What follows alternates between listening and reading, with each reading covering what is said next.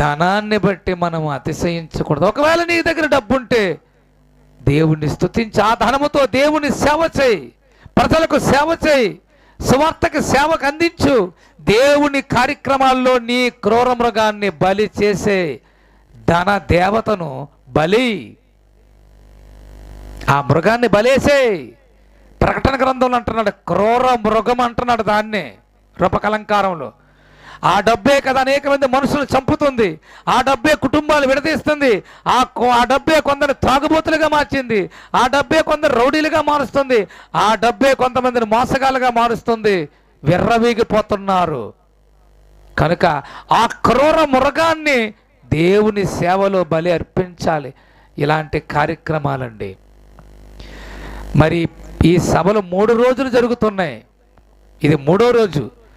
ఎంతో ఖర్చు అవుతుందండి. మన పిల్లలే, వాళ్ళు కూలి పని చేసి చదువుతున్న విద్యార్థులే, వీళ్ళందరూ కూడా తల్లిదండ్రుల మీద ఆధారపడిన పిల్లలే. వాళ్ళు కూలీ నాలి చేసి వాళ్ళు సంపాదించిన 100 కూడబెట్టి ఒకరు 500, ఒకరు 1000 రూపాయలు, ఒకరు 2000, ఒకరేమో 2500, ఒకరు 1500, ఒకరు 300, అలా కూడబెట్టి ఇస్తేనే ఈ మీటింగులు జరుగుతున్నాయండి. అలాగే మన సంఘపెట్టలో కూడా కొందరు వాళ్ళ కష్టార్జితుల నుండి ఒకరు 500, ఒకరు 1000, ఒకరు 2000, ఈ విధంగా అలాగలాగా వాళ్ళు ఇచ్చిన కష్టంతోనే జరుగుతుందండి. అలాగే ఇక్కడ ఉన్న పిల్లలు కూడా వాళ్ళ అమ్మా నాన్న ఇచ్చిన ఖర్చుకి ఇచ్చిన డబ్బులు దాచుకొని వాళ్ళు కూడా ఈ మీటింగులో బలేసేసారండి. అర్థమైందా? ఇది లెక్క.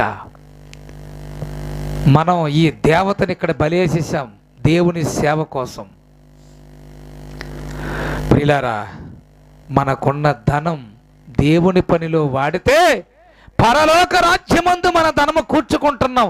భూమి మీద మీరు ధనము కూర్చుకొనవద్దు. ఇక్కడ చిమ్మట పట్టును, తుప్పు తినివేయును, దొంగల కన్నం వేసి దొంగలితనం చేస్తారు. పరలోకమందు మీరు ధనము కూర్చుకోండి. అక్కడ చిమ్మట, తుప్పు ఉండదు, దొంగలు ఉండరు, సేఫ్గా ఉంటుందంటే ఈ డబ్బు పరలోకానికి ఎలాగెళ్తుంది అనుకుంటున్నారా? అంతే కదా. ఇప్పుడు ఎక్కడో అమెరికాలో ఉన్నవాడు డబ్బులు వేస్తే మన ఇండియాకి వస్తుందా లేదా? ఫోన్పేలోకి చెప్పరేటర్రా. ఎక్కడి నుంచి మీ పాప ఎక్కడి నుంచి వేస్తుంది ఫోన్పే? వైజాగ్ నుండి ఇలా పాప నరుసులమ్మ వేసేస్తుంది వాళ్ళ నాన్నకి ఫోన్పే, వచ్చేస్తుంది. అంతేనా? ఎక్కడి నుంచి ఎక్కడికైనా పంపుకొచ్చా లేదా? చెప్పరేటర్రా. ఒక అమెరికాలో ఉన్నవాడు, ఒక లండన్లో ఉన్నవాడు కూడా పంపిస్తే వచ్చేస్తానే లేదా డబ్బులు? అంతేనా? ఎలాగొస్తున్నాయి? గాలి వెళ్ళి తరంగాల గుండా వచ్చేస్తున్నాయి నెంబర్లు, మన ఫోన్లో వచ్చి పడిపోతున్నాయి. ఏటి చిత్రం అనుకుంటున్నాం కదా. ఇదే చిత్రం అనుకుంటే దేవుడు మరీ విచిత్రాలు ఉంటాయి. ఇక్కడ దేవుని సేవలో, దేవుని సువార్తలో, దేవుని పనిలో మీరు ఖర్చు పెడుతుంటే అక్కడికి వెళ్ళిపోతుంది ఆ ఫోన్పేకి. అర్థమైందా? అక్కడికి వెళ్ళిపోతుంది మనీ ట్రాన్స్ఫర్. మీరు చేసేది ఊరకనే పోలేదు. నా పేరట వచ్చేవాడికి గిన్నెడు చన్నీళ్ళు ఇస్తే దాని ప్రతిఫలం పోగొట్టుకొని అంటానంటే అక్కడికి వెళ్ళిపోతుంది, ఆ ఫోన్పేకి వెళ్ళిపోతుంది. అక్కడ కూడబెట్టుకుంటున్నాం మనం.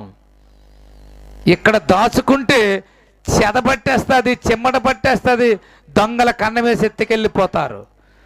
అక్కడ మన మనకి సేఫ్టీ ఉంది, safety locker, heavenly safety locker. అర్థమైందా? ఇది తెలియని మూర్ఖులైన క్రైస్తవులు మేము ఎందుకు ఇవ్వాలి అనుకుంటారు. అయితే చెత్తకి ఇవ్వండి, చెద పురుగులకి ఇవ్వండి, చీడ పురుగులు వచ్చి తింటాయి ఆ డబ్బుని. అర్థమైందా? పరలోకములో ఎలా కూర్చుకోవాలంటే ఇదిగో ఇలాంటి కార్యక్రమాల్లో, ఇలాంటి దేవుని పనిలో ఖర్చు పెడుతుంటే మీ మనీ ట్రాన్స్ఫర్ అయిపోతుంది అక్కడికి, పరలోక ఖాతాలో. అదే యేసుప్రభువు చెప్తున్న మాటకి పరమార్థం. కాబట్టి ఐశ్వర్యవంతుడు తన ఐశ్వర్యం